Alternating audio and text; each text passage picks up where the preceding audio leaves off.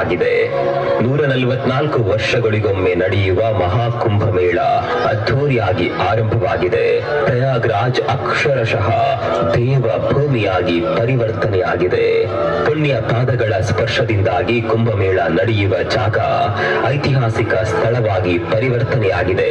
ಇಡೀ ಜಗತ್ತೇ ನಿಬ್ಬೆರಗಾಗುವಂತೆ ನೋಡ್ತಾ ಇರುವ ಈ ಮಹಾ ಕುಂಭಮೇಳದಲ್ಲಿ ನಾಗಸಾಧುಗಳು ಕೂಡ ಪಾಲು ಪಡೆದಿದ್ದಾರೆ. ಈ ನಾಗಸಾಧುಗಳ ಇತಿಹಾಸವೇ ಅಚ್ಚರಿಯ ಲೋಕ. ವ್ರತ, ದಿನಕ್ಕೊಂದು ಹೊತ್ತು ಊಟ, ನೀರೇ ಇಲ್ಲದ ಬದುಕು, ಉಗುರುಗಳನ್ನೇ ಕತ್ತರಿಸದೆ ಅಡಿಗಳಷ್ಟು ಬೆಳೆಸಿದ ಸಾಧುಗಳು, ಒಂದು ಕೈಯನ್ನ ಮೇಲಕ್ಕೆತ್ತಿ 16 ವರ್ಷಗಳಿಂದ ಹಾಗೆ ಇರುವವರು. ಹೀಗೆ ಇವರ ವಿಶೇಷತೆಗಳನ್ನ ಹೇಳಲು ಹೊರಟ್ರೆ ಅದು ಹೇಳಿ ಮುಗಿಯಲು ಸಾಧ್ಯವಿಲ್ಲ.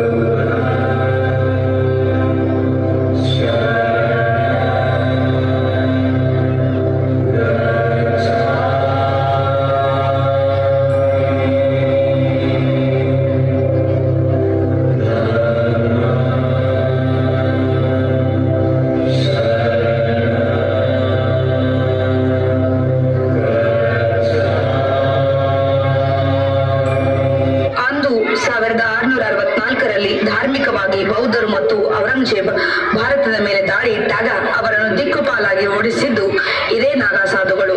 ಅವರು ಎಲ್ಲಿಂದ ಬರ್ತಾರೆ, ಎಲ್ಲಿಗೆ ಹೋಗ್ತಾರೆ, ಎಲ್ಲವೂ ಕೂಡ ನಿಗೂಢ.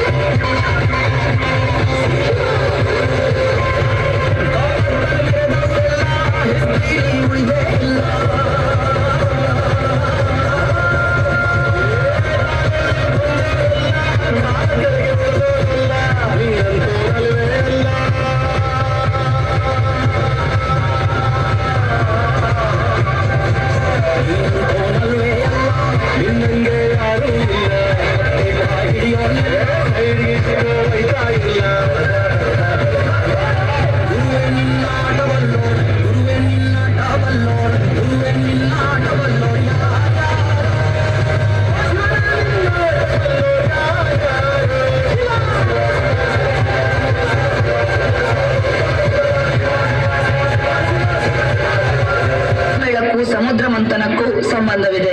ಹಿಂದೆ ಅಮೃತಕ್ಕೋಸ್ಕರ ಕ್ಷೀರಸಾಗರವನ್ನ ದೇವತೆಗಳು ಮತ್ತು ರಾಕ್ಷಸರು ಕಡಿತಾರೆ. ಮಂದಾರ ಪರ್ವತಕ್ಕೆ ವಾಸುಕಿಯನ್ನ ಸುತ್ತಿ ಒಂದು ಕಡೆ ರಾಕ್ಷಸರು ಮತ್ತೊಂದು ಕಡೆ ದೇವತೆಯರು ಅದನ್ನು ಕಡಿತಾರೆ. ಆಗಲ್ಲಿ ಅಮೃತ ಕಳಸ ಹೊರಬರುತ್ತೆ. ಮಹಾವಿಷ್ಣು ಅಮೃತ ಕಳಸವನ್ನ ಹಿಡಿದು ಕ್ಷೀರಸಾಗರದಿಂದ ಹೊರಬರ್ತಾರೆ. ಈಗ ಆ ಅಮೃತಕ್ಕಾಗಿ ದೇವತೆಗಳು ಹಾಗೂ ರಾಕ್ಷಸರ ಮಧ್ಯೆ ಕಿತ್ತಾಟ ಶುರುವಾಗುತ್ತೆ. ಆಗ ವಿಷ್ಣು ಆ ಕುಂಭವನ್ನು ತನ್ನ ವಾಹನವಾದ ಗರುಡನ ಕೈಗೆ ಕೊಡ್ತಾರೆ. ಗರುಡ ಅದನ್ನು ಹಿಡಿದುಕೊಂಡು ಹಾರಿ ಹೋಗುವ ಸಂದರ್ಭದಲ್ಲಿ ಅಮೃತದ ಕಳಸದಿಂದ 4 ಹನಿ ಅಮೃತ ಭೂಮಿಯ ಮೇಲೆ 4 ಜಾಗದಲ್ಲಿ ಬೀಳುತ್ತದೆ. ಆ 4 ಜಾಗಗಳಲ್ಲಿ ಈಗ ಕುಂಭಮೇಳ ನಡೆಯುತ್ತಿರುವ ಪ್ರಯಾಗ್ರಾಜ್ ಕೂಡ ಒಂದು.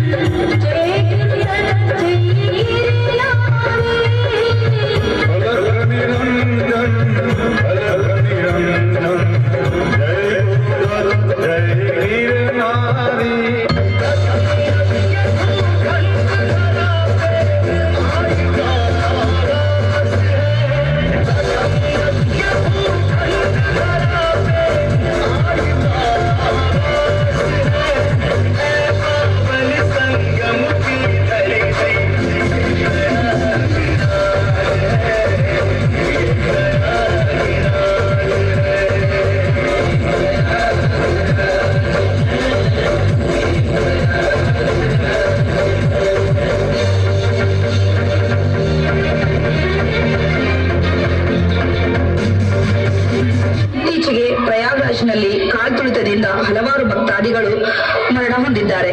ಇದರಿಂದ ಮನನೊಂದ ಮೌನಿ ಬಾಬಾ ಕೂಡ 10 ಅಡಿ ಆಳವಾದ ಗುಂಡಿ ತೋಡಿ ಜೀವಂತ ಸಮಾಧಿಯಾಗಿದ್ದಾರೆ.